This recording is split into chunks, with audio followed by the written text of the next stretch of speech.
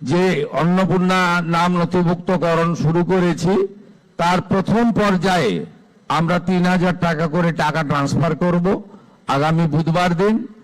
আপনারা কেউ বিচলিত হবেন না। প্রত্যেকের বাড়িতে যারা ফর্ম ফিল আপ করতে পারবেন না, তাদের প্রত্যেকের বাড়িতে আমাদের পক্ষ থেকে লোকেরা যাবে। আমাদের লোকেরা গিয়ে আপনাদের ফর্ম ফিল আপ করে আনবে। এতটুকু বিচলিত হবেন না, বিভ্রান্ত হবেন না, গুজবে কান দেবেন না।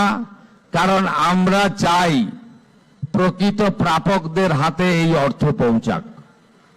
আমরা চাই না কোনো অভারতীয়র অ্যাকাউন্টে এই টাকা যাক। আমরা চাই না যে পুরুষদের অ্যাকাউন্টে মহিলাদের এই কর্মসূচির টাকা যাক। ইতিমধ্যে রাজ্যের বহু জায়গা থেকে অবৈধভাবে পুরুষরা যারা লক্ষ্মীর ভান্ডার পাচ্ছিলেন গ্রেপ্তার হয়েছেন।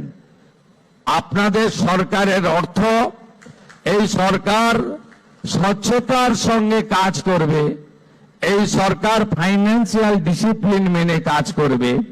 পশ্চিমবাংলায় যারা প্রকৃত প্রাপক তাদের প্রত্যেককে চিহ্নিত করে খুঁজে বের করে তাদের কাছে মাননীয় প্রধানমন্ত্রীর দেওয়া, আমাদের দেওয়া সংকল্পপত্রের প্রত্যেকটা বাক্য শব্দ পূরণ করার দায়িত্ব